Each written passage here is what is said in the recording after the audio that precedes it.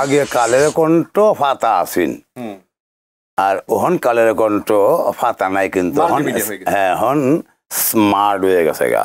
তো এইটা আমি খুব খুশি, খুব আনন্দিত, কারণ এই দেশের প্রথম লেখাপড়াটা হুমায়ুন স্যার লেখা দিয়েছেন গানটা, আর প্রাথমিক শিক্ষা বাধ্যতামূলক করছেন সবার জন্য শিক্ষা।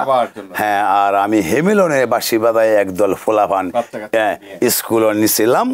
হ্যাঁ, যার ফলে এরাই এখন দেশ পরিচালনা করছে, ডিজিটাল এরাই বানাইছে লেখাপড়া ছাড়া। বাংলাদেশের প্রথম ইমিউনিটি বুস্টার সমৃদ্ধ ফ্যান্টাস্টিক হ্যাপি এনার্জি বিস্কিট। এনালকে কিন্তু ডিজিটাল বানাইছে না, যেই যত গপ্প করে যে এনালক হ্যাঁ ফার্স্টবার সবাই করে টুক করছে, এই যে ডিজিটাল করছে না, এটি আগেটাই রয়েছে। হ্যাঁ, আর আমার যে ছেলেমেয়েরা আছে 45 ভিতরে যারা আছে এরাই ডিজিটাল করছে। এই জন্যে আমি এই দেশকে এবং কালের কণ্ঠকে, কারণ কালের কণ্ঠ আগে এরকম ছিল না, আজকে 1-1.5 বছর ধরিয়া কালের কণ্ঠ আবার মিডিয়া যুক্ত করছে। হ্যাঁ, এটা একটা আশ্চর্য না? আমি দোয়া করি বাংলাদেশের প্রত্যেকটা লোক এরম ভাবে উঠে যাক, সবাই খুশি থাকুক, সুখে থাকুক।